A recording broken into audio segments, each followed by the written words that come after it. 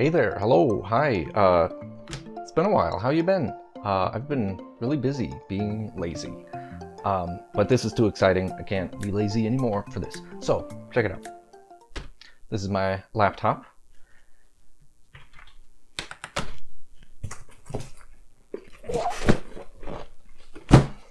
This is my new laptop. Let's take a look.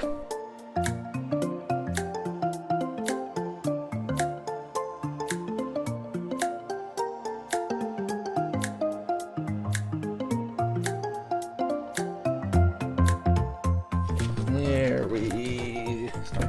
Okay, actually. Oh, interesting. I put that right in the laptop box. We'll come back to that. And then this. Okay, yep, powered up. Good. Oh, got a little bent there. That's fine though. That's fine. Come back to that as well. This is what we want to see. Okay, so that comes out. And then this comes out. Okay, so is there anything else in here? Nope. Okay.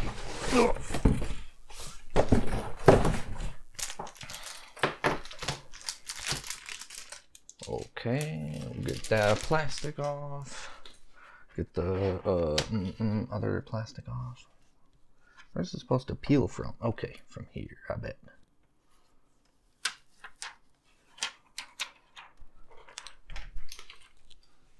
Okay. Oh, we got another peel there. Well, first of all, let's do a sanity check.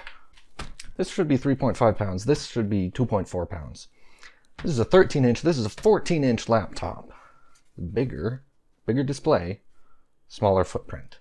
Magic of shrinking those bezels. I bet this would actually fit in like a 13-inch laptop sleeve that this wouldn't fit into. Anyway, I digress. Let's do a sanity check with this cheap Amazon scale. Make sure that the weight is about right. So check this out. This is about 3.4-ish pounds. It's 2.5 pounds. Let's balance it a bit. Yeah, 2.5 pounds. That's really good. That's really good. So, the thing with this is, it's a thin and light, like a true thin and light. So this is the new Origin PC EVO14-S. Oh, the clips aren't quite in, which is just as well, because I'm gonna tear this open and see if I can make sense of it, because this laptop has a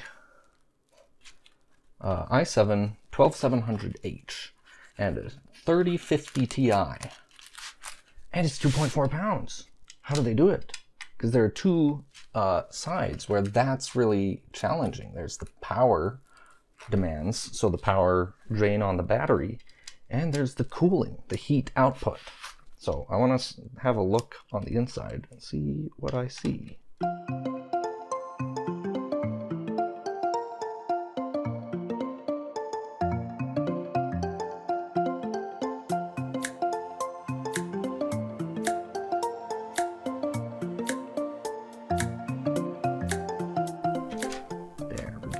There we go. Okay. Let's have a look.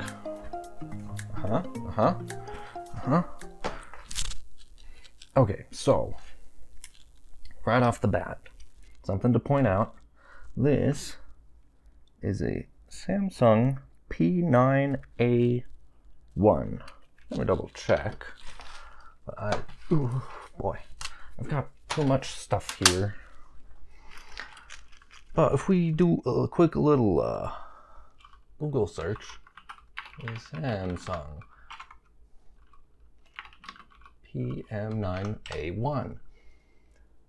The PM9A1 is their OEM Gen 4 drive. Now, Origin PC sells this drive in this laptop, and probably in other laptops, significantly cheaper than a lot of other drives, which is a deal. So, This shows up on their website as like OPC approved, powered by Samsung. So go with that one. Check the read more, verify that it's still the PM9A1, the Gen 4 drive. And if it is, just go with it, because it's probably going to perform mostly like a 980 Pro. I'll throw some Crystal Disk Mark results on screen just to get a sanity check on that. But yeah, that's the way to go. Anyway, let's take a look at the cooling here.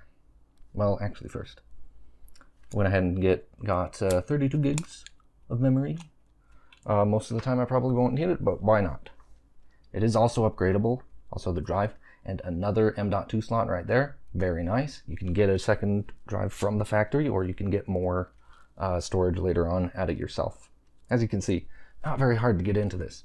The battery, 53 watt hour, which seems kind of on the small side for these specs. This has and I don't know where they are, but I'm gonna guess this is the GPU side, because this looks like it might be like the GPU memory. So I'm gonna guess this area is the CPU, the Core i7 12700H, and this would be the RTX 3050 Ti. These both, as far as I can tell from the manufacturer spec, NVIDIA and Intel, should have a minimum assured power of 35 watts. Doesn't mean they'll always be consuming 35 watts, obviously. Most of the time when you're just chilling out on the desktop, they're going to be consuming a lot less. But under full load, that's the kind of heat that this heatsink array needs to be able to dissipate. Now, we've got, obviously, expanded cold plates to cover like the video RAM dies. Got 2 heat pipes going into this fin stack array. 2 fans, that's very good. Ventilation on the back panel, that's good. For comparison, my old laptop, no ventilation. It's also a 2-in-1, so that's probably why it just had a little vent over here, and a much less robust fin array than this. This is quite deep. At least seems quite deep from what I have had experience with. Yeah, so both of those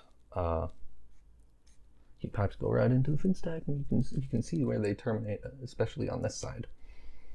Yeah, looks good. Oh yes, the wireless card. What do we have here? Online, it said it had like an Intel Centrino that only supported wireless N, which is ridiculous, and I think that was a mistake, because I think elsewhere it said it had Wi-Fi 6, which it should have. Oh, and this is interesting. The Wi-Fi card like partially goes over the M.2 slot for the main drive. That is interesting. Good space savings there, because you got to do a lot of that sort of stuff to put this much power in such a slim form factor. Let's see. Oh, this is really, really small. Okay, we'll just put that back. Intel, yep, AX201NGW. So AX Wi-Fi 6. So yeah, it looks like the online listing was a lie, which is good, because it shouldn't be wireless N. That is ancient stuff. So this is looking really good. It's still kind of incredible to me that, most mainstream laptops that just have a U series or a P series processor are not this thin and light. And the others that are this thin and light, or a little more thin and light, don't have discrete graphics. The closest analog I can think to this is the Acer Swift X, which has a U series, or with 12th gen, the new version has a 12th gen P series, I believe, and a 3050 Ti, same GPU as this, so that's pretty cool. Where are the snaps? Well, these ones are in, so that's good. I think for most of this, you just screw it down, and that's how it is. So yeah, that's looking good.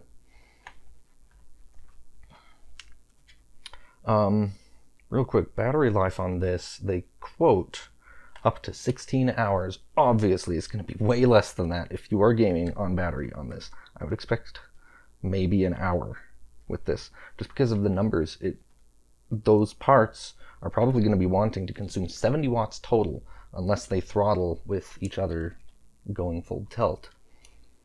And so, yeah, it's not going to be on under load.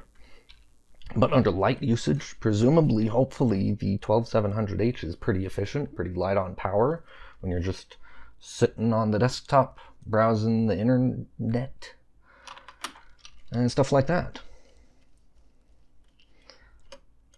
Let's get this back together and then let's get some more impressions of that.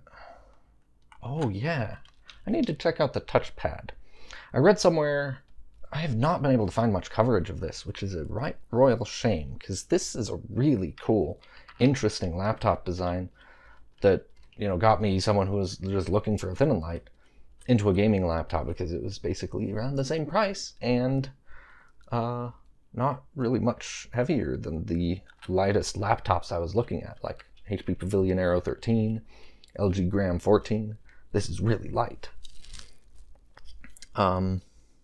Anyway, one of the few places I could find information about it was Liliputing, which claimed, and I think I found another news outlet claiming that this has a glass touchpad, which is interesting. You know, that's good for the premium feel, but it seems like it would also kind of go against the need to get it nice and light. And yeah, this screw is pretty. What's that thing where the head gets kind of messed up, so it doesn't really catch the. Okay, we'll come back to that. Take a look at this glass touchpad with a little. It's a big touchpad. That's good. You know, it's a modern laptop. The clicking sounds pretty good. I'll get this off. We have a spot where it, yeah, there we go. Oh, there we go. Feels good. I mean, I don't know. I don't have a ton of experience with other laptops. You know, my previous laptop was a $500 refurb special on Amazon, so this is a big step up. Yeah, look at those bezels. Let's go ahead and turn it on.